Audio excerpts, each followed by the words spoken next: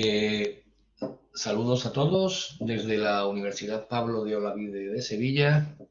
y en especial un saludo a la profesora Sandra Olivero del Departamento de Historia de América de la Hispalense y al profesor Martínez del área de Historia del Derecho también de la Universidad de Sevilla. El hallazgo del Edicto del Bierzo, datado en el año 15 después de Cristo, confirma que la organización provincial del noroeste peninsular se llevó a cabo con cierta inmediatez tras su pacificación definitiva,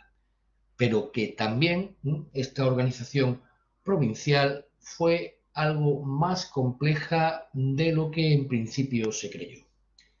Es lógico que, por tanto, la rápida puesta en funcionamiento del aparato provincial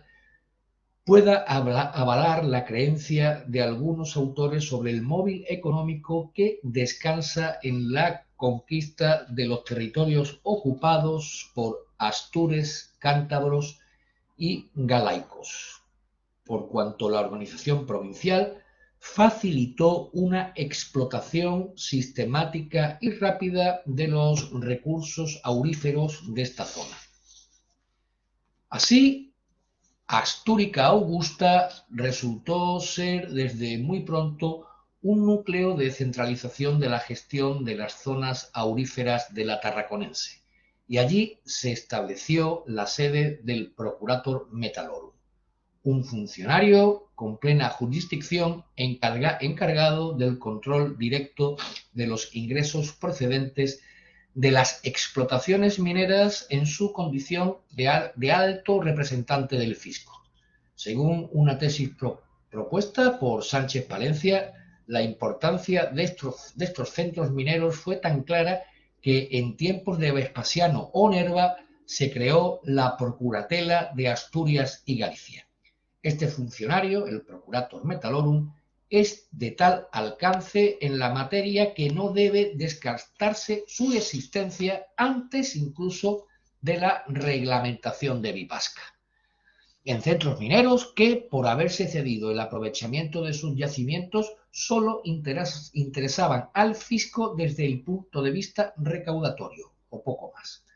No parece que fuera este el caso de las minas del noroeste de Hispania, donde debe presumirse una mayor complejidad de las procuradurías mineras al gestionarse en estas las diferentes fases de explotación y producción con recursos humanos y materiales propios.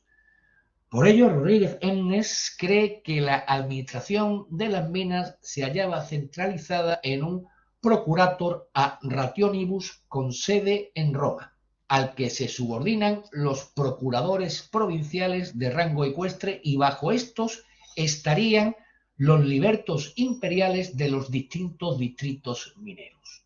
Además, entiende que la organización minera imperial, dotada de marcado carácter funcionarial, no debió existir antes de la creación del Procurator Metallorum. No obstante, si se acepta esta centralización, la administración minera, pulida eso sí por el reformismo flaviano, debió ser parte del nuevo diseño burocrático de Octavio Augusto. De este aparato formarían parte los libertos y funcionarios imperiales pertenecientes al orden ecuestre con funciones fiscales y de jurisdicción sobre la población y con competencias relativas al control técnico de las explotaciones. Por todo, es necesario subrayar la idea del funcionamiento de este sistema administrativo sustentado en funcionarios especializados con anterioridad a los Flavios. El hecho de que no se encuentren procuratores metallorum documentados anteriores a esta dinastía no implica que estos no existieran con el estatus de liberto de la Casa Imperial y que, por lo tanto, administraran las minas ubicadas en las provincias imperiales como una partida más del patrimonio del emperador. Esto explicaría la condición de libertos de la mayoría y que por regla general no intervinieran hasta las reformas fiscales de Vespasiano en minas situadas en provincias senatoriales. Definitivamente, un modelo centralizado de gestión de bienes patrimoniales ubicados en suelo provincial parece acreditarse al respecto de la actividad minera del noroeste de la península, aunque resulten oscuras cuestiones como la existencia de una procuraduría por distrito minero o la unión de varios distritos bajo la supervisión de un solo procurador y la coincidencia o no del ámbito de la procuraduría con el de la provincia. En este sentido, en época flaviana, puede que existiera un procurador con sede en la provincia, como parecen ser los casos del naturalista Plinio, Procurator Metallorum en Astúrica Augusta durante el año 73, y de un tal Lucio Arruntio Máximo, que desempeñó el cargo de procurador de la Citerior, encargándose de las zonas mineras de Asturias y Galicia en el año 79. A mayor abundamiento han sido documentados por la epigrafía jurídica varios de estos funcionarios en las zonas mineras del noroeste. Unas veces fueron ecuestres, con sede en la provincia, y otras simples libertos imperiales o bílicos, dependientes de la autoridad superior de procuradores provinciales que, como Plinio, fueron nombrados para la gestión de las zonas mineras. Estos últimos, los bílicos, debieron encontrarse en las zonas de explotación diseminadas por la geografía de la tarraconense, formando un verdadero cuerpo administrativo, entre comillas, si se quiere. Así han llegado hasta nosotros, gracias a las inscripciones de Villalís, en León, nombres como Hermes Augustorum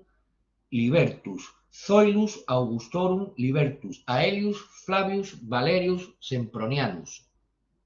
Aurelius Eutiques y Aurelius Firmus. No se sabe mucho de ellos, aunque probablemente administraban las minas de las médulas en la segunda mitad del siglo II, y al menos 3 eran libertos imperiales de origen griego. Pero sin duda, la información más valiosa que suministran estas inscripciones, la epigrafía jurídica al respecto, es que la actividad de estas minas no se interrumpió, por lo menos, las minas de las médulas, no se interrumpió hasta el año 191. En otros territorios provinciales de Hispania se han hallado inscripciones con mención de otros procuradores. Es el caso de las conocidas minas onubenses de Tarsis, en Río Tinto, en las que se dedicaron a Nerva unas tablas de bronce acreditando que estos funcionarios intervinieron en la minería de provincias controladas por el Senado, al menos desde Galba a Adriano. Asimismo, la inscripción encontrada en Aljustrel, datada en el año 173 o 235, corrobora la intervención de procuradores en la gestión fiscal indirecta de las zonas mineras conforme al modelo de los bronces de Vipasca. En esta inscripción, los colonos de Vipasca dedican una liberalidad a un procurator metallorum llamado restitutor metallorum, lo que puede indicar que las minas del distrito pudieron estar inactivas durante algún tiempo. Finalmente, en las inscripciones encontradas en Astúrica Augusta pueden leerse los nombres de otros procuradores imperiales, infiriéndose que uno de ellos había desempeñado el mismo cargo en la zona de Dalmacia, en el importante centro minero de Domavian. Esta última referencia sugiere dos cuestiones. La primera, la existencia, quizás desde época de Augusto, de un principio centralizador en materia de administración minera, por la presencia acreditada de procuradores que van siendo adscritos a otras provincias o zonas mineras para desempeñar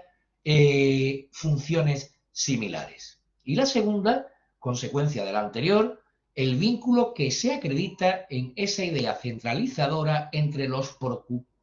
procuradores metálicos, entre los procuradores metalorum peninsulares y los de diversas fuentes epigráficas que los sitúan en las provincias del Danubio, África, Siria, Grecia, Galia o Britania. Por esta razón, el verdadero valor administrativo del procurador asturicense que procedía de las minas dálmatas, tal Iulius Silvanus Melanio, radica en el planteamiento natural de un más que probable sistema minero único para todo el mundo romano, al menos desde la época de Octavio hasta el siglo II.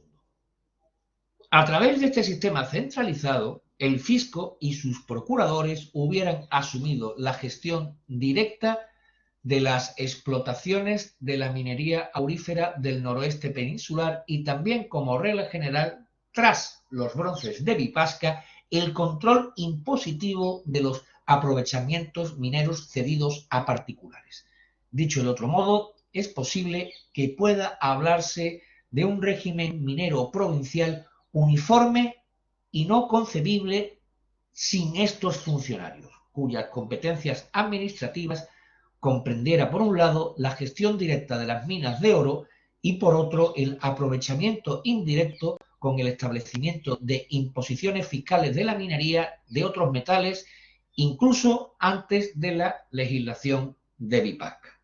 en los que de alguna manera hubieran sustituido estos procuradores paulatinamente a los viejos censores. Nada más y muchísimas gracias.